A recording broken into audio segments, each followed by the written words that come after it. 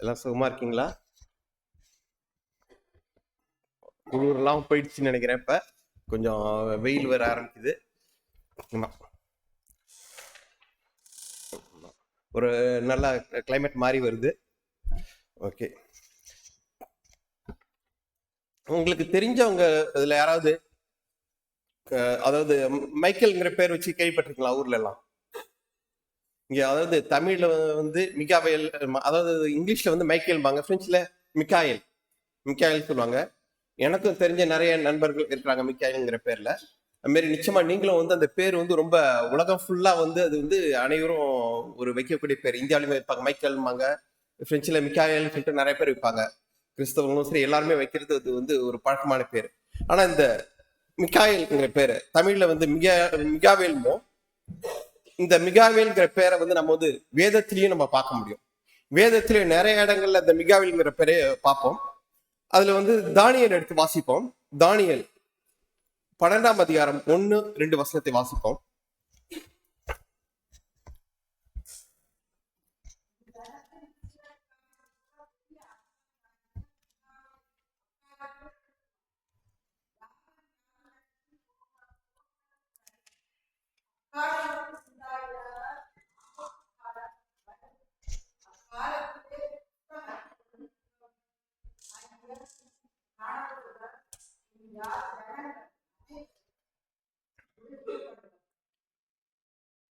ஆமா, இந்த வசனத்துல நம்ம பார்க்கும்போது, தானியல்ல பார்க்கும்போது இதுல என்ன பார்க்கிறோம்? நம்ம இந்த இந்த பேரை நம்ம பார்க்கிறோம். என்ன பார்க்கிறோம்? உன் ஜனத்தின் புத்திரருக்காக நிற்கிற பெரிய அதிபதியாக மிகாவேல். ஆமா, இந்த வசனத்துல நம்ம பார்க்கும்போது இது வந்து இந்த வசனத்துல வந்து இயேசு கிறிஸ்து வந்து நம்ம பார்க்கும்போது இயேசு கிறிஸ்து புதிய ஏற்பாட்டிலையும் மத்திய மார்க்ல வந்து இந்த ஒரு காரியத்தை ஒப்பிட்டு அவர் வந்து சுற்றி காட்டுறதை பார்க்கலாம். ஏன்னா அவருடைய 2ஆம் வருகையை குறித்து அவர் பேசும்போது இந்த காரியத்தை சுற்றி காட்டுறதை பார்க்க, அந்த புஸ்தகம் ஜீவ புஸ்தகத்தில் எழுதப்பட்டிருக்க பேர்கள் வந்து அவருடைய 2ஆம் வருகையில் உயிர் தெரிந்திருப்பார்கள்ங்கிறத குறித்து பேசுறதா இருக்கிறது. ஆமா, இங்கேயும் நம்ம பார்க்க வேதாமத்துல இந்த பேர் மிகாவேல் என்ற பேரை பார்க்கிறோம். ஆனா இந்த மிகாவேல் என்ற பேரை வந்து அது வந்து யாரை குறிக்குதுன்னு சொல்லி பார்க்கணும்னா, மிகாவேல் சொல்லிட்டு பிரெஞ்சுல மிகாயில் சொல்லிட்டு இன்டர்நெட்ல அடிச்சீங்கன்னா அந்த பேரோட அர்த்தம் எதை குறிக்குதுன்னா என்னன்னா, பிரெஞ்சுல கியே சாம்பிளாபிள் ஆ தியு, அதாவது தேவனுக்கு சமமானவர் என்று ஒரு அர்த்தத்தை குறிக்கிறதாக இருக்கிறது. இல்லைன்னா அதுக்கு வந்து இன்னொன்று சொல்லுவாங்க, என்னது ஆர்கான்ஷ். ஆர்கான்ஷ்னா என்னது? பிரதான தூதர் சொல்லுவாங்க. அதாவது பிரதான தூதர்னா என்ன? அதாவது தூதர்களுக்கெல்லாம் தலைமையானவர், அதிபதி சொல்லலாம். ஆனா இன்னும் அந்த இன்டர்நெட்ல போய் அது வந்து தேடி பார்த்தீங்கன்னா, அந்த வார்த்தையோட அர்த்தத்தை தேடி பார்த்தீங்கன்னா, கிரேக்க மொழியில ஏஞ்சலோஸ்பாங்க. ஏஞ்சலோஸ் தான் அது உண்மையான. அது ஏஞ்சலோஸ்னா என்னது? அதாவது மெசாஜை, அதாவது ஒரு மெசேஞ்சர், அதாவது மெசேஜ் எடுத்துக்கொண்டு வர ஒருவர். அதுதான் என்ன ஆயிடுச்சு, ஆஞ்சல் வந்து கிரேக்க மொழியில இருந்தது என்னது? ஏஞ்சல் சொல்லிட்டு நம்ம பாக்குறோம் நம்ம. ஆனா இந்த வார்த்தையை அந்த மிகாவேல்ங்கிற பேரை பார்க்கும்போது இந்த நபரை குறித்து நம்ம வந்து ஆதியாகமத்தில இருந்து நம்ம என்ன பார்க்கலாம்? வெளிப்படுத்தல் இருக்கும் வேதாம துவக்க முதல் முடிவு வரைக்கும் அவரை நம்ம இந்த நபரை பார்க்கக்கூடியதாக இருக்கிறது. ஆனா அந்த நபர் வந்து எப்படின்னா, மிகாவேல்ங்கிற பேர்ல மட்டும் இல்ல, இன்னும் பல பேர்ல அவர் என்ன செய்யறாரு? வேதாமத்தில் நம்ம வந்து அவரை படிக்கக்கூடியவதா இருக்கிறது. மிகாவேல்னு சொல்லி பார்த்தோம். அதே நேரத்துல அதிபதியாகிய மிகாவேல் சொல்லிட்டு அவருக்கு இன்னொரு பேர் சொல்றாங்க. இன்னொன்னு வந்து பிரதான தூதர் சொல்லி சொல்றாங்க. இன்னும் தேவனுடைய தூதர் சொல்லுவாங்க. ஆனா நம்ம வேதத்தை எடுத்து வாசிக்கும் போது இந்த தேவனுடைய தூதர் சொல்லி வாசிக்கும் போது நம்ம என்ன பண்ணணும்? கொஞ்சம் கவனமா இருக்கணும். அதாவது அது வந்து மிகாவேலை குறிக்கிறதா இல்ல வந்து தூதரை குறிக்கிறதான்னு சொல்லிட்டு நம்ம வந்து அதை வந்து நம்ம முழுமையாக எடுத்து நம்ம படிச்சு பார்க்கும்போதுதான் நம்ம விளங்கிக் கொள்ள முடியும். அதை வந்து எப்படி விளங்கிக் கொள்வதுன்னு நம்ம இன்னும் பார்க்கலாம். அதுல வந்து இன்னும் அவருக்கு இன்னொரு பேர் இருக்குது, என்னது? பிரபுன்னு கூட நம்மளுக்கு பேர் இருக்குது. பிரபு, அதிபதி சொல்லிட்டு பல இருக்கு. இதே மாரி ஒரு தோற்றத்துல அவர் என்ன பண்றாரு? தேவனுடைய பிள்ளைகளுக்கு அவர் வந்து வெளிப்படுவதை பார்க்கிறோம். அவர் ஆனா எதற்காக வெளிப்படுறான்னு வேதத்தை எடுத்து பார்க்கும்போது, தேவனுடைய பிள்ளைகள் அவருக்கு வந்து முக்கியமான ஒரு செய்தியை கொண்டு வருவதற்காகவோ இல்ல அவர்களை ஒரு இக்கட்டான சூழலிருந்து விடுவிப்பதற்காக என்ன செய்யறார்? அவர் வெளிப்படுவதை நம்ம பார்க்கலாம். இந்த பேரை எடுக்கும்போது இதுல வந்து பல குழப்பங்கள் இருக்குது, உங்களுக்கே தெரியும். ஒவ்வொருத்தரவங்க வந்து என்ன செய்யறாங்க, ஒவ்வொரு விதமான ஒரு காரியத்தை ஒவ்வொரு நம்பிக்கை உள்ளவர்களாக ஒவ்வொரு சொல்லிடுறாங்க. நாமும் வந்து இந்த பைபிள் ஸ்டடி எடுக்கும்போது இயேசு கிறிஸ்துவை குறித்தும் பிதாவானவர் பரிசுத்தவான்கள் குறித்து படிக்கும் போதும் அந்த இதுல வந்து என்ன பண்ணாங்க, சுருக்கமாக என்ன பார்ப்போம், இந்த இயேசு கிறிஸ்துவை குறித்து பார்க்கும்போது நம்ம பார்ப்போம். ஆனா விளக்கமாக நம்ம தெரிந்து கொண்டு நம்ம வந்து ஒவ்வொருவரும் அதை வந்து நிச்சயமாக தெரிந்து கொள்வது அவசியமா இருக்குது. ஏன்னா இந்த உலகத்தில் நம்ம இருக்கும்போது ஒவ்வொரு கிறிஸ்தவர்களும் ஒவ்வொரு விதமாக காரியத்தை நம்ம சொல்றாங்க. அப்ப நம்ம அவர்கிட்ட பேசுவதற்கும் நம்ம அவங்களோட பேச வேண்டும்னா என்ன பண்ணணும், நம்மளுக்கு எடுத்து பேசுவதற்கு நம்மளுக்கு வந்து தயாரா இருக்கணும். அப்ப வந்து நம்ம இன்னும் உதாரணத்துக்கு எடுத்துட்டோம்னா கத்தோலிக்கர் எடுத்துக்குவோம். அவர்கள் வந்து என்ன செய்யறாங்க, கத்தோலிக்கரை வந்து என்ன செய்யறாங்க, இந்த மிகாவேல வந்து என்ன நினைக்கிறாங்க, ஒரு தேவ தூதர் சொல்லிட்டு அவங்க நம்புறாங்க. அதாவது அவர்கள் வந்து இயேசு கிறிஸ்துவை விசுவாசிக்கிறார்கள், இயேசு கிறிஸ்துவை தொழுது கொள்கிறார்கள். அதே நேரத்துல மிகாவேலையும் என்ன செய்யறாங்க, தொழுது கொள்கிறார்கள். ஆனா மிகாவேல என்ன செய்யறாங்க, அவர்கள் ஒரு தூதர் சொல்றாங்க. ஆனா இந்த ஒரு படம் ஒண்ணு இருக்கு, நீங்க நிறைய இந்தியாவில பார்க்கலாம், பார்த்திருக்கீங்களான்னு தெரியல. அந்த படத்தை நானும் சிறு வயதுல இருக்கும்போது இந்த படத்தை பார்த்திருக்கீங்களா? நீங்க எத்தனை பேர் பார்த்திருக்கீங்க? ஊர்ல நிச்சயமா இந்தியாவில பார்த்திருப்பீங்க. ஒரு வீட்டுக்கு வாசல்ல நுழையும் போது, ஆமா இந்த வீடு பாருங்க, எங்க வீட்டுல நான் சின்னதா இருக்கும்போது இந்த படம் வந்து எங்க வீட்டுல உள்ள இருந்தது.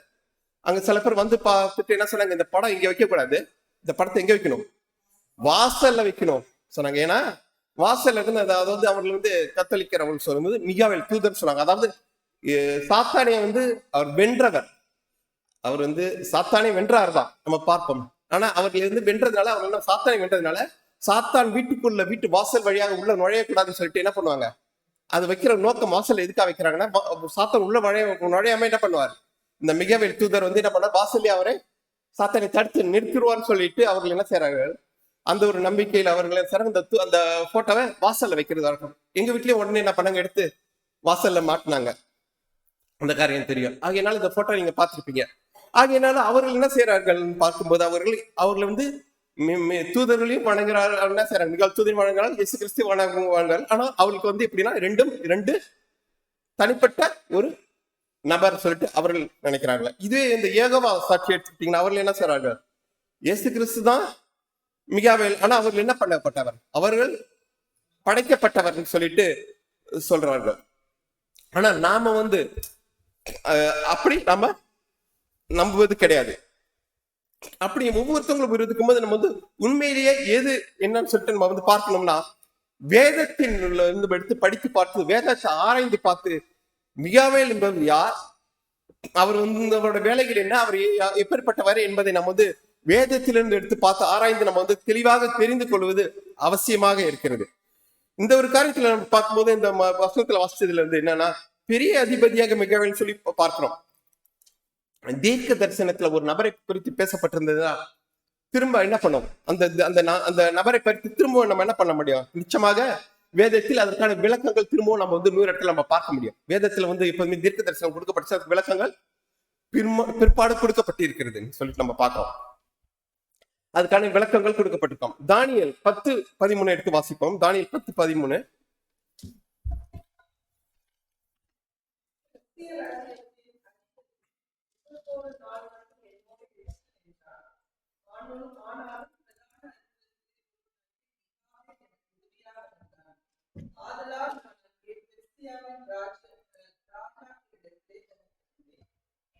ஆமா, இங்க பார்க்கும்போது பெர்சிய ராஜ்யத்தின் அதிபதி என்ன செய்யறாரு, அவங்க வந்து அந்த கப்ரியேல் தூதன் வரும்போது அவருக்கு வந்து எதிர்த்து நிக்கிறத நம்ம பாக்குறோம். அப்ப வந்து என்ன பண்ணாரு, அவருக்கு துணையாக யாரு நிக்கிறாங்க பாக்குறோம் வேதத்தை வாசிக்கும் போது. ஆனாலும் பிரதான அதிபதியிலே ஒருவனாகிய சொல்லிட்டு பார்க்கிறோம், ஒருவனாகிய மிகாவேல் எனக்கு உதவியாக வந்தார் சொல்லிட்டு பாக்குறோம். அப்ப இதுல வந்து பிரதான அதிபதியில் ஒருவனாகிய, அப்ப நிறைய அதிபதிகள் இருக்கிறாங்களா? இல்ல. இப்ப உதாரணத்துக்கு நம்ம வந்து அதுக்கு நம்ம புரிஞ்சுக்கணும், அதுவே ஒருவனாகிய, அப்ப ஒருவனா அந்த வந்து ஒருவர் எதை குறிக்கிறதுனா அது வந்து ஒரு மதிப்புக்குரிய ஒரு காரியத்தை குறிக்குது. இப்ப உதாரணத்துக்கு இங்க வந்து பிரான்ஸ் எடுத்துட்டோம்னு வச்சுங்க, என்ன சொல்றோம், இது பிரீமியர் தாம். பிரீமியர் தாம்னா என்ன, பிரான்ஸ்லயே வந்து அவங்க ஒருத்தவங்க தான் இது தாமா, வேற யாருமே இல்லையா. ஃபர்ஸ்ட் இங்கிலீஷ்ல வந்து அமெரிக்கால எடுத்துக்கிட்டா ஃபர்ஸ்ட் லேடி ஆஃப் அமெரிக்கான்னு சொல்லுவாங்க. அப்ப அது மாதிரி இந்தியா எடுத்து ஃபர்ஸ்ட் லேடி. அப்ப வந்து அவங்க அப்ப ஒவ்வொரு நாட்டுக்கும் குறிக்கும் போது பிரீமியர் தாம் போது அவங்க மட்டும்தான் இந்த தமிழ் இது தேசத்திலே ஒரு இது பெண்ணா இருக்கிறாங்களா? இல்ல. அப்ப வந்து அந்த முதல் பெண் சொல்லி குறிக்கும் போது, தமிழ்ல சொல்லப்போனா முதல் பெண்ணுன்னு சொல்லி குறிக்கும் போது அது வந்து ஒரு அவளுக்கு வந்து ஒரு மதிப்பை கொடுக்கிறதா இருக்கிறது. அந்த ஒரு அர்த்தத்தை குறிக்கிறதா இருக்கு. அவங்க மட்டும் கிடையாது, அவங்கதான் என்னது எல்லாத்துக்கும் மேலானவர் சொல்லிட்டு ஒரு அதிகாரத்தையும் ஒரு இது கொடுக்கிறதா. அதாவது பிரசிடென்ட் சொல்லப்போனா பிரசிடென்ட்டோட அவரோட மனைவியை வந்து என்ன சொல்லுவாங்க, முதல் பெண் சொல்லி சொல்லுவாங்க. ஆகையினால் அவர் தான் முதல்ல பிறந்த பெண்ணும் கிடையாது, அவங்க வந்து முதல் கிடையாது. ஆனா அது வந்து அவருக்கு தான் மேலானவர் குறிக்கிறதா இருக்கிறது. அது வந்து இந்த இன்னும் கேட்டோம்னா இந்த எபிரேய மொழியில பார்க்கும்போது அது என்னன்னா முதல்ங்கிறத அர்த்தம், ஒருவர்ங்கிற வார்த்தை முதல்ங்கிறது ஒரு ஆளை குறிக்கிறதா இருக்குது. இன்னும் கேட்க போனோம்னா அந்த மிகாவில்ங்கிறது என்னன்னா அங்கதான் பிரதான ஒரு தூதர்ங்கிறது குறிக்கிறதா இருக்குது. இன்னும் எடுத்து வாசிப்போம். அதுலயே வந்து 21வது வசனத்தை எடுத்து அதுல வந்து இன்னும் இந்த வசனத்துல பார்க்கும்போது அதனால் நான் அங்கே பெர்ஷியாவின் ராஜாக்கள் இடத்துல தரித்தெறிந்தேன்னு பாக்குறோம். அப்ப அந்த சாத்தான் என்ன செய்யறான், அந்த ராஜாக்கள் பெர்ஷியா அந்த ராஜாக்கள் போட்டிருக்குது. ஏன் ராஜாக்கள் போட்டிருக்குது? பெர்ஷியா ராஜான்னு மட்டும் கிடையாது. ஏன்னா என்ன வேதாந்தத்துல இருந்து இது தீர்க்க தரிசனம் எடுத்து பார்க்கும்போது என்ன பாக்குறோம், 2 ராஜ்யம் என்ன மேதியா பெர்ஷியா. அந்த அதாவது ராஜாக்கள் இடத்துல என்ன பண்ணாங்க, சாத்தான் அவர்கள் மூலமாக செயல்பட்டான். அப்ப என்ன பண்றாரு, உதவிக்காக யார் மிகாவேல் வருகிறதா நம்ம பார்க்கணும். அதுல 21வது வசனத்தை வாசிப்போம். அந்த தானியேல் 10.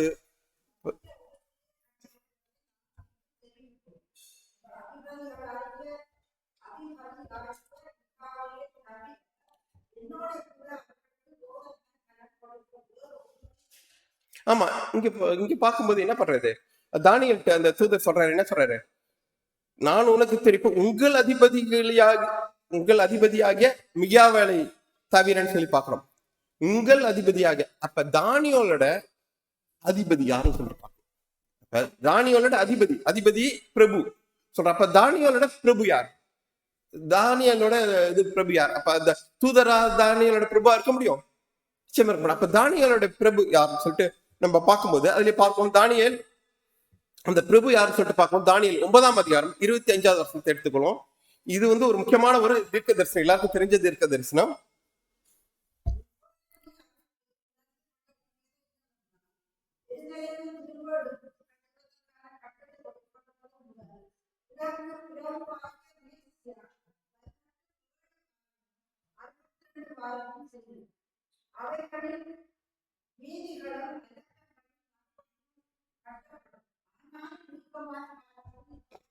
ஆமா, இந்த தீர்க்க தரிசனம் ஒரு பெரிய தீர்க்க தரிசனம். இது எதை குறிக்குது, இதுல பாக்குற என்னத்தை பாக்குறோம், இதுல எருசலேமை திரும்ப எடுப்பிடித்து கட்டுகிறதற்கான கட்டளை வெளிப்படுவது முதல் பிரபுவாகிய மேசியா. அப்ப அந்த பிரபுங்கிறது யாரை குறிக்குது, மெஸ்ஸியா. அப்ப வந்து இங்க வந்து தானியலோட அந்த வசனத்துல பாக்குறோம்ல, தானியலோட பிரதான அதிபதியாக அந்த பிரபு யார், தானியலோட பிரபு யார், மேசியா. மேசியாவை தான் என்னது இங்க படிக்கிறோம். தானியல் படிக்கிறது நம்ம என்னது படிக்கிறோம் 9:25 அந்த பிரபு யாரை குறிக்கிறது, மேசியா. இதுல தெளிவா இருக்குதா? நம்ம வந்து இன்னைக்கு வந்து கொஞ்சம் நம்ம பேசிட்டு போற ஒரு இது கதை கிடையாது. நம்ம வந்து இதுல இருந்து வேதத்திலிருந்து ஆதாரங்களை எடுத்து பார்க்கணும், நிறைய வசனங்களை கொஞ்சம் படிப்போம் வச்சுக்கலாம். அப்பதான் நம்ம வந்து நம்மளுக்கு வந்து வேதத்தில் இருந்தா நம்ம விளக்கங்களை நம்ம வந்து பெற்றுக்கொள்ள முடியும். நம்ம அப்ப வந்து பிரபுவாகிய மேசியா வந்து பார்க்கலாம். பிரபுவாகிய மேசியா வந்து அதுல இருந்து நம்ம தீர்க்க தரிசனத்தை பார்க்கும்போது அது எது குறிக்குது, அந்த மேசியா யாரு, மேசியா இந்த உலகத்துல வர இந்த உலகத்துல இருந்து பிறக்கிறது முதல் அவர் ஞானம் முழுக்க எடுக்கிறது முதல் அந்த தீர்க்க தரிசனத்துல நம்ம யாரை குறித்து பேசுது, இந்த உலகத்துல இருந்து பிறக்கிறது முதல் ஞானம் முழுக்க எடுக்கிற முதல் சிலுவையில் அவர் அறையப்பட்டு பரலோகம் சென்று திரும்பவும் 2ஆம் வருகை வருகிற வரைக்கும் இந்த தீர்க்க தரிசனம் அவரை குறித்து பேசுகிறதா இருக்குது. அதாவது மிகாவேல்ங்கிறது இயேசு கிறிஸ்துவை குறிக்கிறதுன்னு சொல்லிட்டு இப்ப உங்களுக்கு தெளிவா தெரியுது. ஏன்னா இந்த பிரபுங்கிறது யாரை குறிக்குது, மேசியா. மேசியா யாரு, இயேசு கிறிஸ்து. அப்ப இயேசு கிறிஸ்து நம்ம இந்த இதுல தீர்க்க தரிசனத்துல பார்க்கும்போது அது எதை இந்த தீர்க்க தரிசனம் வந்து விளக்கமா உங்களுக்கு எல்லாருக்கும் தெரியும். நம்ம அதுக்குள்ள போல பார்க்கும்போது என்னது, இந்த உலகத்துல இருந்து நம்ம பாவங்களுக்காக இந்த உலகத்தில் பிறந்து அவர் என்ன சார் பாடுபட்டு இப்ப பரலோகத்தில் இருக்கிறார், திரும்ப 2ஆம் முறை வர போறான்னு இருக்குது. அது இயேசு கிறிஸ்து குறிக்கிறாரு. அப்ப எதுக்காக இயேசு கிறிஸ்துவ வந்து நம்ம அந்த வார்த்தையை பார்க்கும்போது புதிய ஏற்பாட்டுல பாக்குறோம். ஆனா மிகாவேல்ங்கிற வார்த்தையை நீங்க அடிக்கடி பாத்தீங்கன்னா வெளிப்படுத்திலயும் வருது, இன்னொன்னு பாத்தீங்கன்னா பழைய ஏற்பாட்டுல பார்க்கும். அப்ப அந்த மிகாவேல் எதுக்காக உபயோகப்படுத்தப்பட்டது, இயேசு கிறிஸ்து இந்த பூமியில மனுஷனாக வெளிப்படுவதற்கு முன்பாக இயேசு கிறிஸ்து என்ன பண்ணாரு? மிகாவேலாக அவருடைய பிள்ளைகளுக்கு அவர் வெளிப்பட்டார். ஆமா, இப்ப புரியுதா? கிளியரா இருக்கதா? மிகாவேல்ங்கிறது யாரு? இயேசு கிறிஸ்து மனிதனாக இந்த உலகத்தில் இது பிறக்கும் போது இயேசு கிறிஸ்துன்னு அவருக்கு பேர் கொடுக்கப்பட்டது. ஆனால் இயேசு கிறிஸ்துவாக இந்த மனிதனாக பிறப்பதற்கு முன்பாக தேவனாக அவர் என்ன பண்ணார்? மனிதர்களுக்கு, அவருடைய பிள்ளைகளுக்கு பல இடத்துல அவர் வெளிப்படும் போது அவர் பல பேர்களை அவர் என்ன செய்தார்? பல பேர்களை வெளிப்பட்டார். அதுல மிகாவேலுங்கிற பேரும் இன்னும் அதிபதியாக பல பேர்ல அவர் அவருடைய பிள்ளைகளுக்கு வெளிப்பட்டார் சொல்லிட்டு பாக்குறோம். அவர் ஒரு தூதரும் கிடையாது. மிகாவேல்ங்கிறது ஒரு தூதரும் கிடையாது, இல்ல ஒரு கேருபின் சொல்லுவாங்க. உங்களுக்கு எல்லாருக்கும் தெரியும், தூதர்கள் இருக்காங்க, கேருபினும் கிடையாது. அவர் யாரு? அவர் தேவன். அதை பற்றி இன்னும் பார்ப்போம், படிப்போம். வெளிப்படுத்தல் 12:7 பார்ப்போம். வெளிப்படுத்தல் 12:7.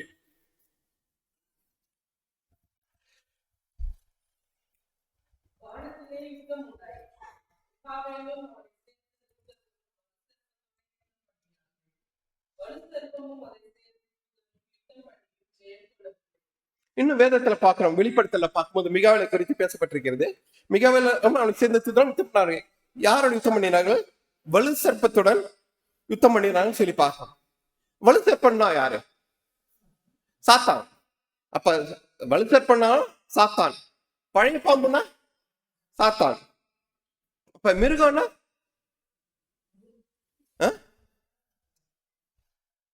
மிருகனாலும் டிராகன் ஏதாவது சொல்லுவாங்க, திரகம் எல்லாமே அது சாத்தானை குறிக்கிறதாக இருக்கிறது. அப்ப சாத்தானுக்கு என்னது? பல பெயர்கள் இருக்குது.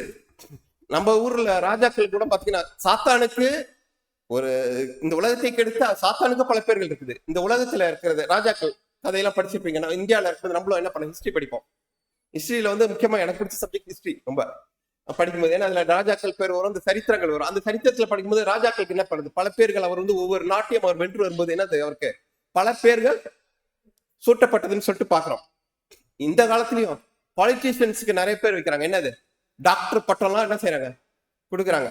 இப்படி மனிதர்களுக்கும் சரி சாத்தானுக்கும் சரி இவ்வளவு பேர் இருக்கும்போது இந்த உலகத்தையும் உண்டாக்கினவருக்கு பல பேர்கள் இருக்காதா?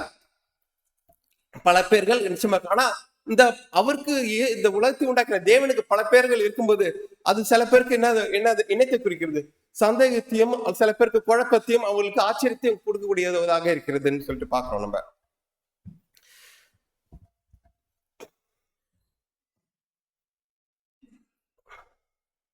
அப்ப இன்னொன்னு பார்ப்போம். இந்த அவர் என்ன பண்றாரு? இந்த சேனைகளுக்கு அதிபதினு சொல்லிட்டு பாக்குறோம். அடுத்து மத்தேயு 16:27 வாசிப்போம்.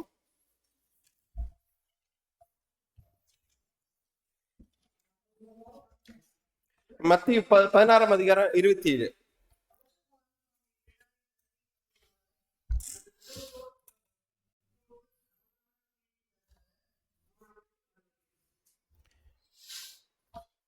அப்ப யாருன்னு பாக்குறோம்? அந்த பிரதான தூதன் பார்க்கும்போது யாரு? அங்க முதல்ல பார்த்தீங்கன்னா பிரதான தூதன் சொல்றேன். யாரு இது? மனுஷகுமாரன். மனுஷகுமாரனா யாரை குறிக்கிறதாக இருக்கிறது? இயேசு கிறிஸ்துவன். மனுஷகுமாரன் தம்முடைய பிதாவின் மகிமையோட, யாரோட மகிமையோட வர்றாருங்கன்னு சொல்லிட்டு பாக்குறீங்க? பிதாவின் மேல தம்முடைய தூதரோட. அப்ப அந்த தம்முடைய தூதர், அப்ப இயேசு கிறிஸ்து என்னது? அவருக்கு ஒரு பெரிய ஒரு படை இருக்கிறது. அப்ப அந்த தூதர்கள்லாம் யாருடைய தூதர்கள்? மிகாவேல் அவருடைய தூதர்கள். பிதாவேல் யாரு? இயேசு கிறிஸ்துவ தூதர்கள். அப்ப யாருடைய தூதர்கள்? அது இயேசு கிறிஸ்துவனுடைய தூதர்கள். தூதர்களோட அவர் வரதாக நம்ம பார்க்கிறோம். அதுக்கு இன்னும் படித்து பார்ப்போம். யோசுவா 5ஆம் அதிகாரம் 13-14 வசனத்தை வாசிப்போம். அது அப்படியே தொடர்ந்து வாசிப்போம். 13-14 மட்டும் இப்போதைக்கு வாசிப்போம்.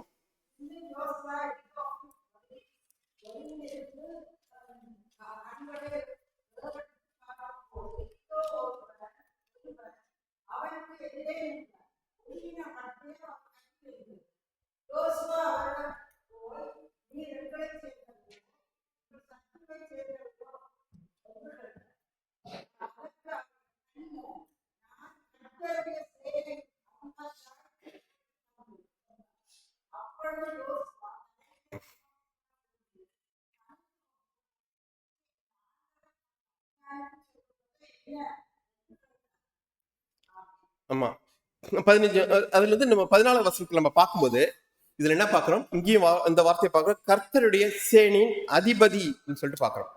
கர்த்தருடைய சேனை அதிபதி. அப்ப வந்து இந்த சத்தம் பார்த்தோம் வசனத்துல வாசிக்கும் போது தூதர்களுக்கெல்லாம் அதிபதியே ஆக யார் இருக்குன்னு பாக்குறோம், மிகாவேல் பார்க்கிறோம். இங்க வந்து என்ன பண்றோம், கர்த்தருடைய சேனைனா இது தூதர்கள். கர்த்தருடைய சேனையின் அதிபதியாக இப்போது வந்தேன் என்றார். இப்போது யோசுவா தரையில் என்ன பண்றார், அவரை விழுந்து பணிந்து கொள்றதை நம்ம பாக்குறோம் இங்க. அப்ப வந்து யாரை வந்து பணிந்து கொள்வார்கள், தூதர்கள் பணிந்து கொள்வார்களா, இன்னும் பார்ப்போம், இன்னும் விளக்கத்துல பார்ப்போம். தூதர்கள் பணிந்து கொள்ள முடியாது. பணிந்து கொள்வது அவர் தேவனா தான் இருக்க முடியாது. அவரை பணிந்து பார்ப்போம். அடுத்த வசனத்தை வாசிப்போம். அதுல 15வது வசனம், அப்போது கர்த்தருடைய சேனையின் அதிபதி யோசுவாவை நோக்கி, உன் கால்களில் இருக்கிற பாதரட்சைகளை கயிற்றி போடு, நீ நிற்கிற இடம் பரிசுத்தமானது என்றார். யோசுவா அப்படி செய்தார். இந்த வசனத்தை வாசிக்கும் போது இந்த ஒரு காரியத்தை நம்ம ஏற்கனவே நம்ம வேதாந்தத்துல படிச்சதா உங்களுக்கு ஞாபகம் வருதா இல்லையா? ஆமா, எங்க படிச்சிருக்கோம் நம்ம? மோசே முச்செடியின் வழியாக வாயிலாக தேவன் அவர் இடத்துல பேசும்போது இதே தான் நம்ம படிக்கிறோம். இங்க யோசுவா இடத்துல தேவன் எப்படி வெளிப்படுறாரு, அதே மாதிரி வெளிப்படும் போது என்ன செய்யறோம் பாக்குறோம். இங்க முதல்ல வந்து இந்த வசனத்துல வந்து நம்மளுக்கு சந்தேகம் இருந்துச்சுன்னா 14 வசனத்துல பாக்குறோம். 14 வசனத்துல என்ன படிக்கிறோம் நம்ம, கர்த்தருடைய சேனையின் அதிபதி, கர்த்தருடைய சேனையின் அதிபதி ஆகிய பாக்குறோம் நம்ம. அப்ப கர்த்தருடைய சேனையின் அதிபதி யாரு, மிகாவேல் சொல்லிட்டு பாக்குறோம். அங்க என்ன செய்யறாரு, யோசுவா அவரை பணிந்து கொள்றதை பாக்குறோம். அந்த பணிந்து கொள்றதை அவர் ஏற்றுக்கொள்றாரு. ரெண்டாவது என்ன பாக்குறோம், அப்போது கர்த்தருடைய சேனை அதிபதி 15வது வசனத்துல திரும்பி ரிப்பீட் ஆகுது. அது என்னது, கர்த்தருடைய சேனையின் அதிபதியாக யோசுவாவை நோக்கி, உன் கால்களில் இருக்கிற பாதரட்சையை கயிற்றி போடுங்கிறாரு. அவரு அந்த சேனையின் அதிபதி என்ன சொல்றாரு, உன் கால்களில் இருக்கிற பாதரட்சை கயிற்றி போடுன்னு சொல்றாரு.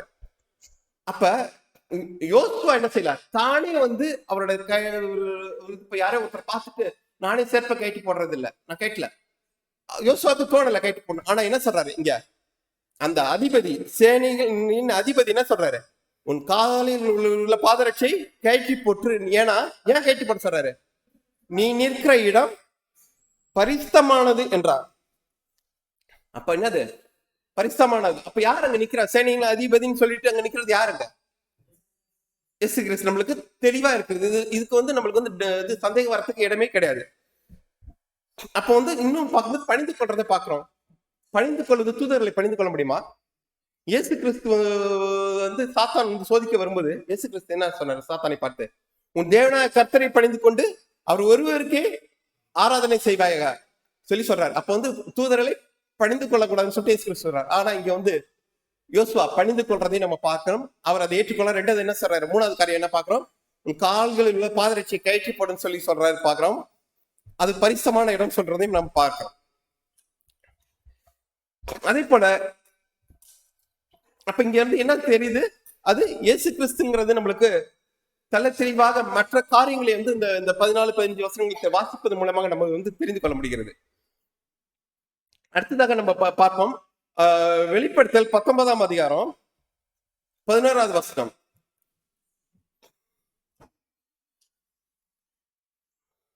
11, 12 வாசிப்போம்.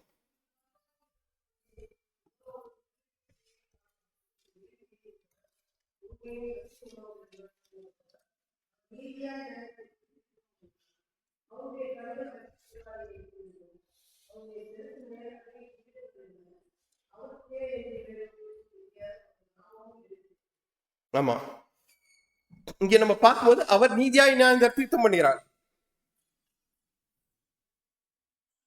அது பரலோகத்துல வந்து அவர் காட்சி காணும் போது என்ன பார்க்கிறோம், இந்த பரலோகத்துல காட்சி காண்பிக்கப்பட்டது. அப்போ வந்து காண்பிக்கப்பட்டது அதுல வந்து வெள்ளை குதிரையின் மேல் ஏறி இருந்தார். அவர் என்ன பண்றார், நீதியாய் நியாயம் தீர்த்து யுத்தம் பண்ணுகிறார்.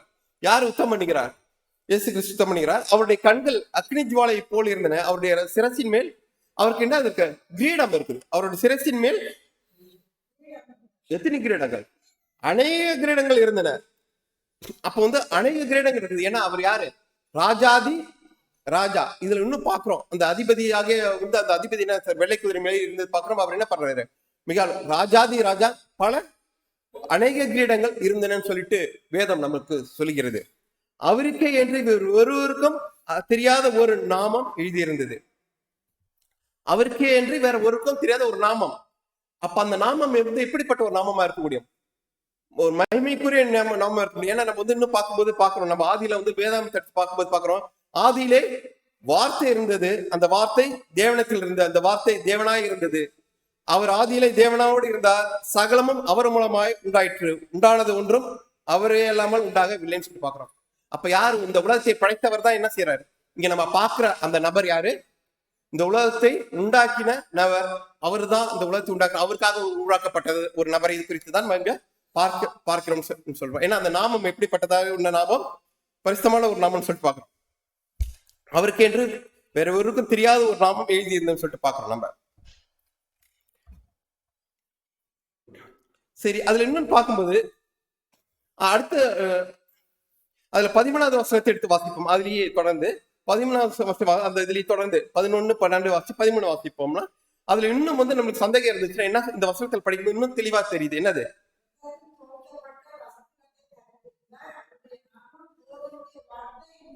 ஆமா, சத்தம் என்ன வார்த்தையை குறித்து பார்த்தோம், அதிலே வார்த்தை இருக்குன்னு சொல்லிட்டு பார்த்தோம். இன்னும் சந்தேகம் இருந்தா இந்த வசனத்தில் நம்ம பார்க்கும்போது என்னது? ரத்தத்திலே துவைக்கப்பட்ட வஸ்திரத்தை தரித்திருந்தார். ரத்தத்தால துவைக்கப்பட்ட வஸ்திரத்தை யார் தரித்திருக்கிறார்? வேதாமத்துல இயேசு கிறிஸ்து மாத்திரம்தான் ரத்தத்துல துவைக்கப்பட்ட வஸ்திரத்தை தரித்திருக்கிறான்னு சொல்லிட்டு இன்னும் கிளியரா பார்க்க முடியுது நம்மளுக்கு. பரலோகத்தில் உள்ள சேனைகள் வெண்மையும் சுத்தமான, அடுத்த வசனம் 14, பரலோகத்தில் உள்ள சேனைகள் வெண்மையும் சுத்தமான மெல்லி வஸ்திரத்தை தரித்தவராக வெள்ளை குதிரையின் மேல் ஏறி ஏறி அவருக்கு பின் சென்றார்கள்.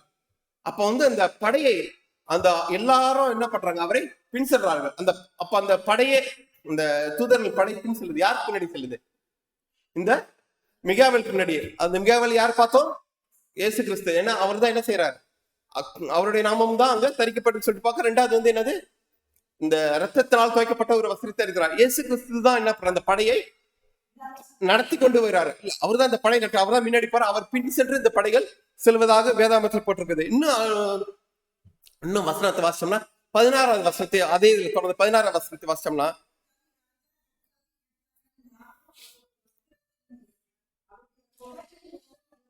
ஆமா, இது அவரோட பேர் என்னது? ராஜாதி ராஜா, கர்த்தாதி கர்த்தா என்னும் நாமம். இதுக்கு மேல எப்படி சொல்ற? சந்தேகம் இல்லாம என்ன போடப்பட்டிருது? அவரது யாரு? ராஜாதி ராஜா, கர்த்தாதி கர்த்தா என்னும் நாமம் சொல்லிட்டு போடப்பட்டிருக்கிறது. சரி, அவரை வந்து தூதர்கள் தொழுது கொள்வார்களான்னு சொல்லிட்டு பார்க்கும்போது இன்னும் வெளிப்படுத்தல் 19ஆம் அதிகாரம் 10வது வசனத்தை எடுத்து வாசிப்போம். வெளிப்படுத்தல் 19:10.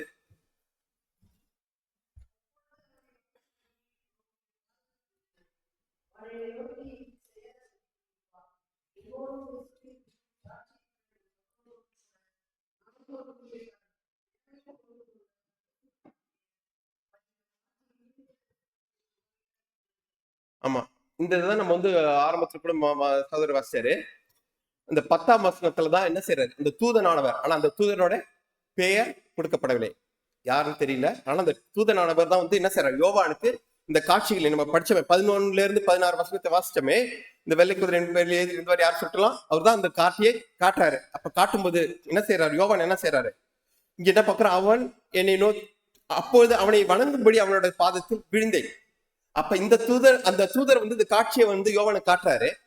அப்ப அதை வணங்கும்படி என்ன செய்யறாரு? யோவான் அவருடைய காலில் விழுறாரு. அப்ப அது வந்து அந்த தூதர் என்ன சொல்றாரு? அவர் வந்து அந்த தொழுகையை அங்கீகரிக்கிறாரா? அவர் என்ன சொல்றாரு? ஆமா, ஏன் நீ என்ன பண்ற? கற்பனையை இல்ல, ஏன் வந்து இப்படி செய்யாதன்னு சொல்லி சொல்றாரு அந்த தூதரை. ஏன்னா நீ என்ன செய்யற? கற்பனையை மீறுகிற. ஏன்னா கற்பனை என்னது? தேவனை மட்டும்தான் தொழுது கொள்ளணும் இருக்குது. தூதனான என்னை நீ தொழுது கொள்ளும் போது என்ன செய்யற? நீ கற்பனை மீறுற, தேவனை மட்டும் தொழுது கொள்ள சொல்லிட்டு அவர் என்ன செய்யற? எச்சரிக்கிறதை நாம இங்க பாக்குறோம். அப்ப வந்து தூதர்களை வந்து வணங்கக்கூடாதுன்னு சொல்லிட்டு போட்டிருக்குது. ஆனா இதுவே வந்து முதல்ல என்ன பாக்குறோம்? யோவான் வந்து அந்த முச்செடியில இருக்கும்போது அவரு பாதரட்சை கயிற்றுன்னு சொல்லி பாக்குறோம். அது பரிசுமான அவரு தொழுகை ஏற்றுக்கொள்றதை பாக்குறோம். அப்ப வந்து இது வந்து தூதர் கண்டிப்பா கிடையாது. அவரு வந்து இயேசு கிறிஸ்து, அவர் தான் மிகாவேல், அவர் தான் என்னது? தேவன், கர்த்தாதி கர்த்தான்னு சொல்லிட்டு நம்ம பாக்குறோம். ஆனா அவர் என்ன செய்யறாரு, ஒவ்வொரு வாட்டி நம்ம வந்து ஆரம்பத்திலே சொன்னது போல அவர் வந்து ஒவ்வொரு வாட்டி வரும்போது என்ன செய்யறாரு, ஒரு முக்கியமான ஒரு தூதை என்ன செய்யறாரு, தேவனுடைய பிள்ளைகளுக்கு வெளிப்படுத்துவதற்காக வர்றாரு. இல்லைன்னா அவர்களை வந்து ஒரு கேட்டான சொல்லி அவர்களை காப்பாற்றுவதற்காக வருவதை நம்ம பார்க்கிறோம். அப்ப வந்து ஆனா தூதர்கள் வந்து இயேசு கிறிஸ்துவை வணங்குறாங்கன்னு சொல்றப்பா, தூதர்கள் வந்து அவர்கள் படைக்கப்பட்டவர்கள். ஆனால் இயேசு கிறிஸ்து என்னது, அவரு படைக்கப்படவில்லை. அவர் யாரு, படைப்பாளி. அவர் தான் என்னது, அனைத்தையும் அவருக்கு என்று அவர் படைத்தார் சொல்லிட்டு பாக்குறோம். அப்ப தூதர்கள் வந்து இன்னும் வந்து இயேசு கிறிஸ்துவை வணங்குவார்களான்னு பார்ப்போம். ஏன்னா இதுல வந்து என்ன, இந்த வசனங்களை நம்ம பார்க்கும்போது யோவான் வந்து தூதரை வணங்கும் போது வணங்காதுன்னு சொல்லிட்டு அங்கேயே நிறுத்துறாரு. ஆனால் இது மிகாவேலை வணங்கும்போது அவர் அந்த வணக்கத்தை ஏற்றுக்கொள்றான்னு பாக்குறோம். தூதர்களும் இயேசு கிறிஸ்துவை மிகாவேலை வணங்குவார்களான்னு சொல்லிட்டு பார்க்கும்போது வசனத்தை எபிரேயர் எடுப்போம். எபிரேயர் 1ஆம் அதிகாரம் 6ஆம் வசனம்.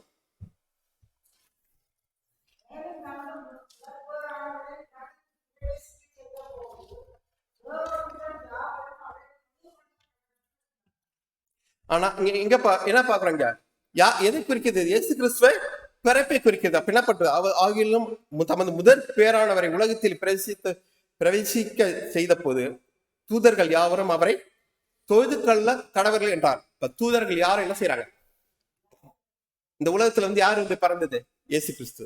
இயேசு கிறிஸ்து தான் என்னன்னு பார்த்தோம் நம்ம மிக. அவர் வந்து இந்த உலகத்துல பிறந்தது. அவர் யாரும் எல்லாரும் என்ன செய்தாங்க, அவரை தூதர்கள் யாரும் அவரை தொழுது கொண்டான்னு சொல்லிட்டு போறான். ஏன்னா இயேசு கிறிஸ்து இந்த உலகத்துல மனிதனாக பிறப்பதற்கு முன்பாக அவரு எப்படி வெளிப்பட்டான்னு சொல்லிட்டு நம்ம பார்ப்போம். அப்ப தூதர்கள் என்ன பண்றாங்க, இயேசு கிறிஸ்துவை தொழுது கொள்கிறான். ஏன்னா அவர் கர்த்தாதி கர்த்தா, தேவாதி தேவன், அவர் தான் தேவன். அதே போல வந்து தேவனும் என்ன செய்யறாரு, இயேசு கிறிஸ்துவம் அந்த தொழுகையை ஏற்றுக்கொள்றான்னு சொல்லிட்டு பார்க்கும்போது நம்மளுக்கு நிறைய வசனங்களை நம்ம வந்து பார்க்கலாம், நிறைய கூட பார்க்கலாம். நம்ம அது நிறைய போடப்பட்டிருக்கு. தோமா என்ன செய்யறாரு, இயேசு கிறிஸ்து உயிர் தெழுந்த பிறகு, மனிதனாக இருந்து அவர் மரித்து சாவி வென்றி உயிர் தெழுந்த பிறகு தோமா வந்து அவர்களுக்கு வந்து காட்சி கொடுக்கும்போது அவர் அந்த இடத்துல இல்லைன்னு என்ன பண்றாரு, திரும்ப நான் வந்து என்ன பண்ணுவேன், அவர் கையை விட்டு பார்த்தாதான் நான் சொல்ற பிறகு திரும்ப இயேசு கிறிஸ்து வந்து அவர்கள் அனைவரும் இருக்கும்போது தோமாவும் இருக்கும்போது வரும்போது என்ன செய்யறாரு, தோமா வந்து விட்டு பாருன்னு சொல்ல பிறகு என்ன சொல்றாரு, வசனத்துல வாசிக்கும்போது தோமா அவர் பிரதிவித்தரமாக என் ஆண்டவரே என் தேவனே என்று சொல்லிட்டு என்ன செய்யறாரு, அவரை பணிந்து கொண்டு வணங்குவதை நம்ம பார்க்கணும். அதே போல இன்னும் எடுத்து வாசிக்கணும்னா மத்தேயு 28ஆம் அதிகாரம் 9ஆம் வசனத்தை வாசிப்போம். மத்தேயு 28ஆம் அதிகாரம் 9ஆம் வசனம்.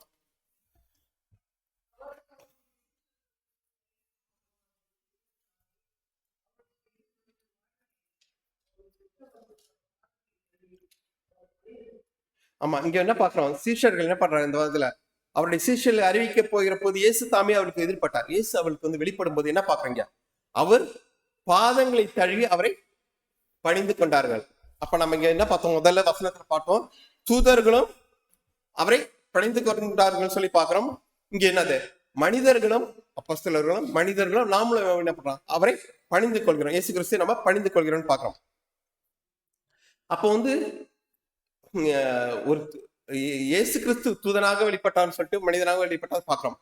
ஆனா தூதன் இது தேவனாக முடியுமா, அது தப்புதான். ஏற்கனவே நம்ம வந்து என்ன பார்க்கிறோம், வேதத்துல பார்க்கும்போது ஒரு தூதன் வந்து தேவனுடைய இடத்தை எடுக்க பார்க்கும்போது அது பாவம். அவன் தான் என்ன பாக்குறோம், ஏற்கனவே ஒரு தூதன் அப்படிதான் இருந்து நம்ம லூசிஃபர் என்ன பண்ண தள்ளப்பட்டான்னு சொல்லி பாக்குறோம். ஆனால் தேவன் மனிதர்களுக்காக என்ன செய்யறாரு, அது மாரி தூதராகவும் அது என்ன செய்யறாரு, மிகாவேலாகவும் வரும்போது அவர் என்ன செய்யறார், அவர் தன்னை நம்ம இன்னைக்கு காலையில் ஒரு நாள் படத்துல கூட பார்த்து என்னது, தன்னை தாழ்த்துகிறார். நமக்காக என்ன சார், நமது பாவங்களுக்காக அவர் என்ன சொல்றாரு, தன்னை தாழ்த்தி இறங்கி வருவதாக பார்க்கணும். அதாவது பார்க்க போனா தூதராக பழைய பாட்டுல பார்க்கும்போது மிகவேளாக அவர் வந்து தன்னை தாழ்த்தி பரலோகத்தில் இறங்கி வந்தது பார்த்தா நமக்காக. அதே போல புதிய ஏற்பாட்டிலே பார்க்கும்போது என்ன செய்யறார், மனிதனாகவும் அவர் என்ன செய்யறார், தூதராக மட்டும் இல்ல மனிதனாகவும் என்ன செய்யறார், அவர் என்ன செய்ய தன்னை தாழ்த்தி அவர் என்ன செய்யற வருவதை நம்ம பார்க்கிறோம். தேவனாக மனிதனாக இயேசு கிறிஸ்து வந்து இந்த உலகத்துல பிறந்ததை நம்ம பார்க்கிறோம். அப்ப வந்து அவர் தன்னை தாழ்த்துவதை இப்போ உங்களுக்கு அனைவருக்கும் புரிந்திருக்குன்னு நினைக்கிறேன். அதே போல இன்னும் பார்க்கும்போது மோசைக்கு ஆதியில அவர் என்ன செய்யறாரு, அவர் வந்து மோசைக்கு வெளிப்படும் போது அவர் வந்து எப்படி வெளிப்பட்டார், தேவனாக வெளிப்பட்டாரா, தூதராக தான் வெளிப்பட்டார். ஆமா, யாத்திராகமம் 3ஆம் அதிகாரம் 2-6 வசனத்தை வாசிப்போம்.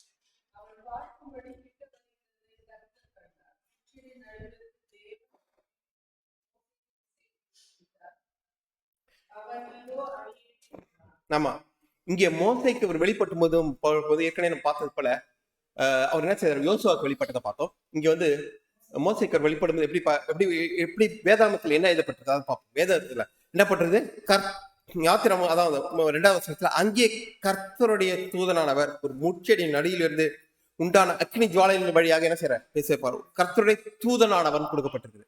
அப்ப நம்ம வந்து கர்த்தருடைய தூதன் சொல்லிட்டு வேதாமத்துல பார்க்கும்போது அதை நம்ம வந்து ஃபுல்லா படிச்சு பார்க்கணும். அவரோட குணாதிசயங்களை பார்க்கணும். அவர் வந்து தொழுகை ஏற்றுக்கொள்ளாரா, எப்படி வந்து வேதாமத்துல கொடுக்கப்பட்டிருக்கு நம்ம வந்து படிச்சு பார்த்தாதான் புரிஞ்சு கொள்ள முடியும். ஏன்னா தூதர்களையும் போட்டிருக்குது, தேவனுடைய தூதர்களையும் போட்டிருக்குது. தேவனுடைய தூதர்கள் போடும்போது மிகாவலை குறிக்காது, எல்லா இடத்துலையும் மிகாவலை குறிக்கிறதாக இல்லை. அப்ப எந்த இடத்துல போடப்பட்டிருக்குன்னு சொல்லிட்டு அவர் யாரை குறிக்குன்னு சொல்லிட்டு அவனை படித்து பார்க்கணும். ஏன்னா யோவானுக்கு வந்து தீர்க்கதரிசனத்தை அந்த காட்சியை காட்டும்போது தூதன் தான்.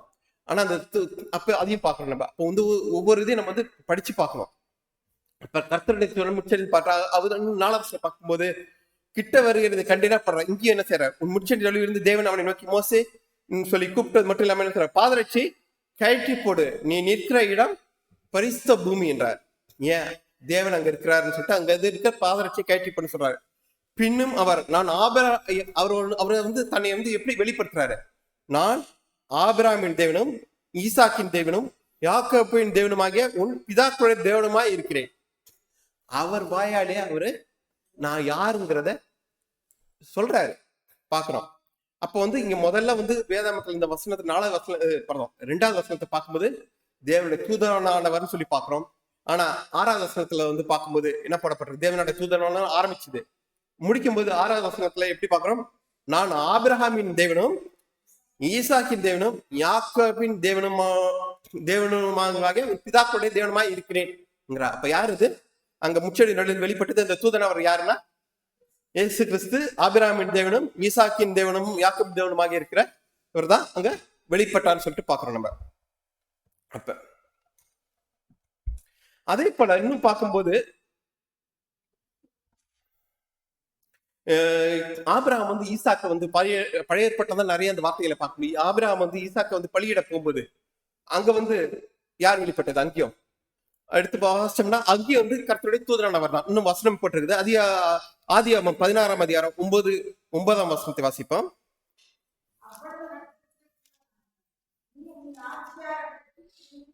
இல்ல பரவாயில்ல, நான் மாற்றி சொல்லிட்டேன். ஆதியாகமம் 22ஆம் அதிகாரம் 16 இருந்து 18 பரவாயில்ல 15 16 மட்டும் வாசிங்க.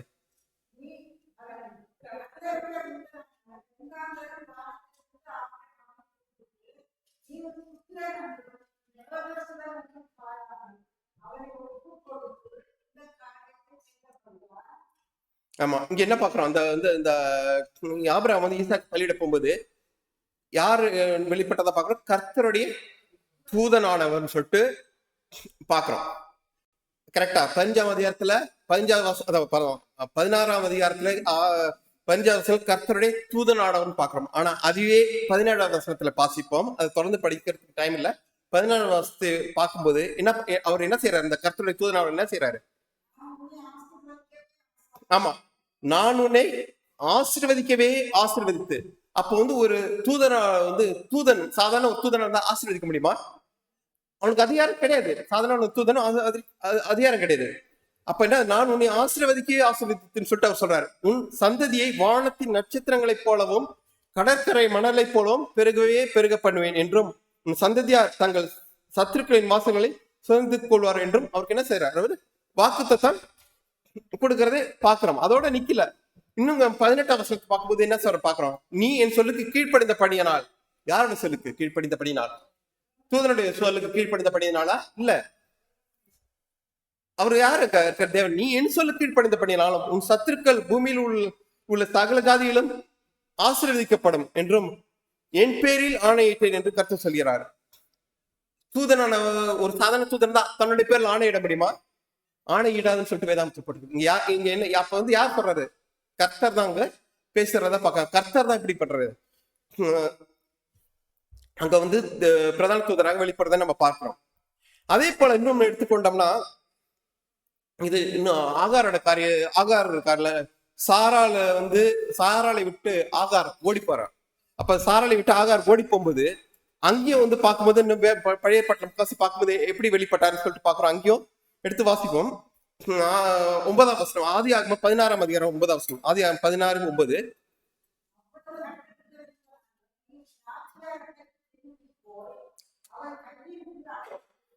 ஆமா, அப்ப ஆகார் வந்து சாராளை விட்டு ஓடி போகும்போது என்ன செய்யறாரு? அப்போது கர்த்தருடைய தூதனானவர், இங்க எப்படி போட்டிருக்குது? அதாவது இது சேனையின் இது அதிபதியின் படம் இங்க எப்படி போடப்பட்டது? கர்த்தருடைய தூதனானவர். சரி, அப்ப கர்த்தருடைய தூதனானவர்னா உண்மையான தூதரா இல்ல வந்து இது யாரை குறிக்குதுன்னு சொல்லிட்டு பார்க்கணும்னா எப்படி கண்டுபிடிக்கிறது நம்ம? ஏன்னா இங்க வந்து இது படிக்கும்போது கர்த்தருடைய தூதனானவர், கர்த்தருடைய தூதனானவர் யாரை வேணாலும் இருக்கலாம். ஏன்னா இது குறிப்பிட்டு சொல்லப்படல. தூதர், எல்லா தூதரும் என்ன கர்த்தருடைய தூதர்கள் தான். அப்ப வந்து இது வந்து உண்மையிலேயே வந்து தூதரா இல்ல வந்து இது கர்த்தரை குறிக்கிறதான்னு சொல்லிட்டு நம்ம படிக்கணும்னா அதுலயே 13ஆவது வசனத்தை வாசிப்போம்.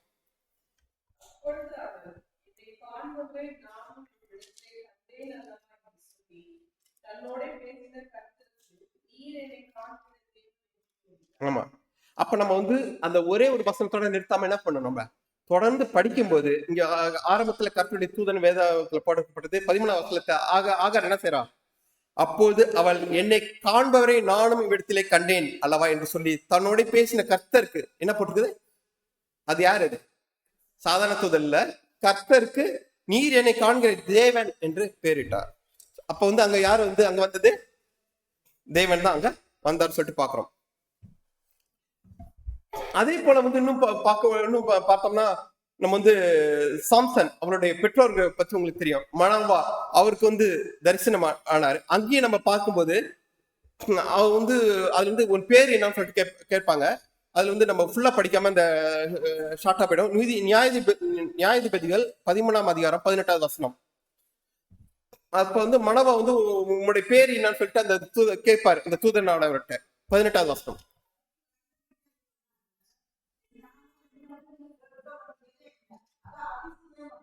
ஆமா, இங்க என்ன கேக்குறாரு? அது மனவ கேக்குறாரு, யாருன்னு சொல்லிட்டு கேட்கும்போது உங்களுடைய பேர் என்னன்னு கேக்குறாரு. ஏன்னா இங்க என்ன போடப்பட்டிருக்கு? 18ஆம் வசனம். அதற்கு கர்த்தருடைய தூதனானவர் என் நாமம் என்ன என்று நீ கேட்க வேண்டியது என்ன? அது அதிசயம். அப்ப அதிசயம்னா இந்த வார்த்தையை நம்ம வந்து ஏற்கனவே நம்மளுக்கு பழகின வார்த்தை. இது அதிசயம் சொல்லிட்டு நிறைய படிச்சிருக்கோம். யார் அதிசயமானவன் சொல்லிட்டு பாக்குறோம். பார்க்கும்போது என்ன அதெல்லாம் எங்க பாக்கலாம்னு சொன்னோம்னா, ஆமா, ஏசாயா 19ஆம் அதிகாரம், ஏசாயா 9ஆம் அதிகாரம் 6ஆவது வசனம். ஏசாயா 9:6. நமக்கு ஒரு பாலகன் பிறந்தார், நமக்கு ஒரு குமாரன் கொடுக்கப்பட்டார், கர்த்தத்துவம் அவர் தோளின் மேல் இருக்கும், அவர் நாம அதிசயமானவர். அப்ப இங்க வந்து அங்க வந்து இங்க வந்து மனவாக்கு வந்து தரிசனம் அவர் வந்து தூதன் பாக்குறோம். அவருடைய நாமம் என்னன்னு கேட்டது. அவருடைய பேர் என்ன சொல்றாரு? என் பேர் அதிசயம் சொல்றாரு. அப்ப அந்த அதிசயம் யாருன்னு சொல்லிட்டு நம்ம வந்து தேடணும்னா வேதாமத்துல நீங்க அடிச்சு பாத்தீங்கன்னா என்ன யார் வருது? அந்த அதிசயமான நமக்கு ஒரு பாலகன் கொடுத்தான்னு சொல்லிட்டு பார்க்கும்போது அவர் நாமம் அதிசயமானவர், ஆலோசனை கர்த்தர், வல்லமையே உள்ள தேவன், நித்திய பிதா, சமாதான பிரபு. இவ்வளவு பேர்கள் அவருக்கு. எவ்வளவு பேர் இருக்குது பாருங்க அவருக்கு. இவ்வளவு பேர் இருக்குது. ஆனா இவ்வளவுமே யாரை குறிக்கிறதாக இருக்குது? ஆமா, இயேசு கிறிஸ்துவை குறிக்கிறதா இருக்கு.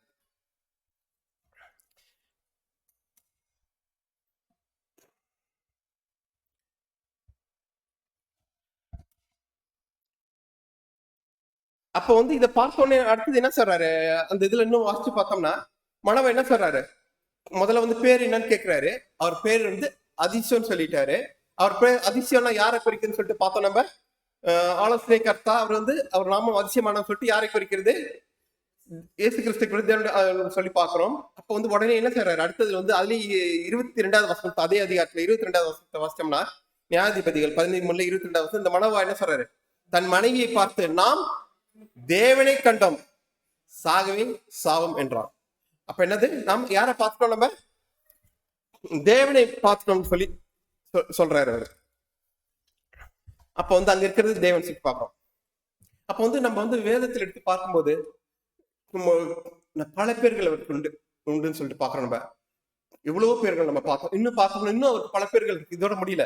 அவருக்கு இன்னும் என்ன பேர் வேதாந்தத்துல பார்க்கும்போது யூத ராஜன் சிங்கன்னு சொல்லிட்டு இருக்குது. அதெல்லாம் படிக்கல நம்ம.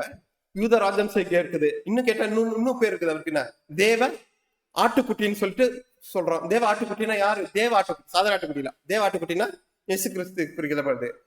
அது மாதிரி இன்னும் தேவனுடைய தூதன் சொல்லிட்டு பாக்குறோம். எல்லாமே வந்து இந்த மாதிரி பல விதமான தேவனுடைய பிள்ளைகளுக்கு வெளிப்படுவது என்னது, ஒரு செய்தியை சொல்ற தேவனுடைய பிள்ளைகள் கொடுக்கிறவர், அதுல இருந்து மீட்டெடுக்கிறவோ, ஆபத்துல மீட்டெடுக்கிறவர்களுக்காக வெளிப்படுவதை நம்ம பார்க்கிறோம்.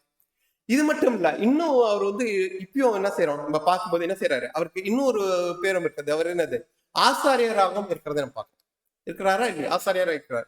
ஏன்னா இப்ப அவர் எங்க இருக்கிறார்? பரலோக அந்த பரிசுத்த ஸ்தலத்துல அவர் என்ன செய்யறாரு? ஆசாரிய ஊழியம் செய்து நமது பாவங்களுக்காக அவர் பரிந்து பேசிக்கொண்டு அவர் என்ன நமக்கு ஆசாரியம் செய்து கொண்டு இருக்கிறவரா நம்ம பார்க்கிறோம். இப்ப ஆசாரியாராக அவர் இருக்கிறார். அது போல இன்னும் தானியல் எடுத்து பார்த்தீங்கன்னா படிச்சோம்னா அவர் என்ன செய்யறாரு, அந்த அவருடைய பிள்ளைகள் வந்து என்ன சொன்னேன், அவர்கள் இக்கட்டான சூழ்நிலை இருக்கும்போது அவர்கள் வந்து காப்பாற்ற வரும்போது பார்க்கணும். சில உதாரணங்களை பார்க்கணும்னா சாத்ராக் மேஷாக் ஆபேத்நேகோ வந்து அவர்ல அந்த சூளையில, இந்த நெருப்பு சூளையில போடும்போது அங்க வந்து 4வது ஒரு நபர் இருந்தார். அப்ப நேபுகாத்நேச்சார் பார்த்துட்டு என்ன சொல்றார், இவர் வந்து தேவகுமாரன் போல இருக்கிறதாக சொல்லிட்டு சொல்றதே பாக்குறோம். அங்க என்ன செய்யறாரு, அவரோட பிள்ளைகளோ அது மாதிரி ஒரு ஆபத்துல இருக்கும்போது என்ன செய்யறாரு, தேவனானவர் அவருக்கு வெளிப்பட்டதை நம்ம பார்க்கிறோம். அவர் வந்து அப்ப மிகாவேல்ங்கிறவர் யாருன்னா, அவர் வந்து அவர் வந்து நம்மளை வந்து கஷ்டத்துல நம்மளை விடுவிக்கிறவரா இருக்கிறார். கடைசியா நம்ம பார்க்கும்போதுன்னா என்ன, இப்ப வந்து இவ்வளவு வசனங்களை வந்து நம்ம வந்து தேவனுடைய உதவினால நம்ம வந்து பார்த்தோம். பரிசுத்தாவின் உதவினால இவ்வளவு வசனங்கள் நம்ம கொடுக்கப்பட்டிருக்கிறது. இப்படி இருக்கும்போது நம்ம என்ன பண்ண வேண்டாம், இந்த இதை குறித்து மிகாவல் சொல்லிட்டு நம்ம யார்கிட்ட பேசும்போது எதுவும் நம்மளுக்கு வந்து சந்தேகம் வரவே கூடாது. ஏன்னா வேதாகமம் இவ்வளவு வசனம் தெளிவாக கொடுக்கப்பட்டிருக்குது. ஏதாவது சந்தேகம் இருக்குதா? கேட்டுருக்கு உங்களுக்கு சந்தேகம் இருக்கிறதுக்கு இடமில்லை. அப்ப வந்து தெளிவாக கொடுக்கப்பட்டிருக்குது.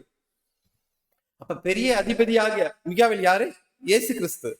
அப்ப வந்து அவர் வந்து தூதர் அல்ல. அவர் என்ன பண்றாரு, தூதர்களை படைத்தவர்.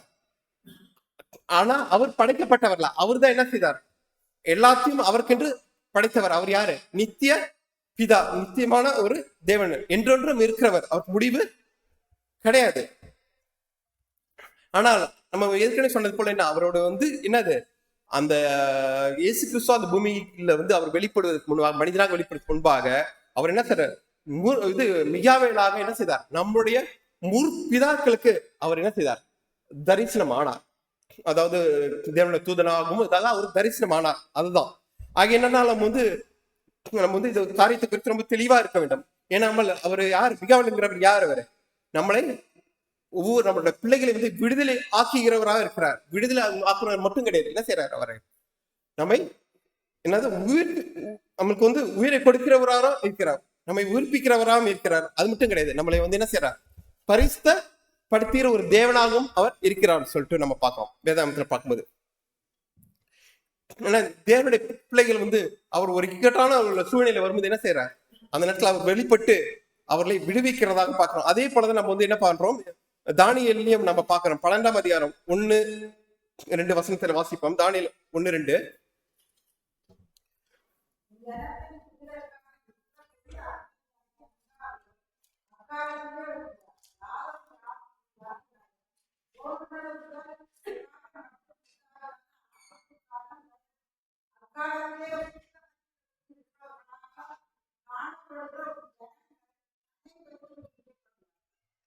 ஆமா, இங்க பாக்குறோம். ஏற்கனவே இந்த வசனத்தை நம்ம வாசிச்சோம், அதே வசனம் தான் திரும்ப இங்க என்ன பாக்குறோம். அப்ப வந்து என்ன செய்யறாரு, தேவனுடைய பிள்ளைகளுக்கு வந்து இக்கட்டான நேரத்துல வந்து அவர் வந்து விடுவிக்கிறதை பாக்குறோம்.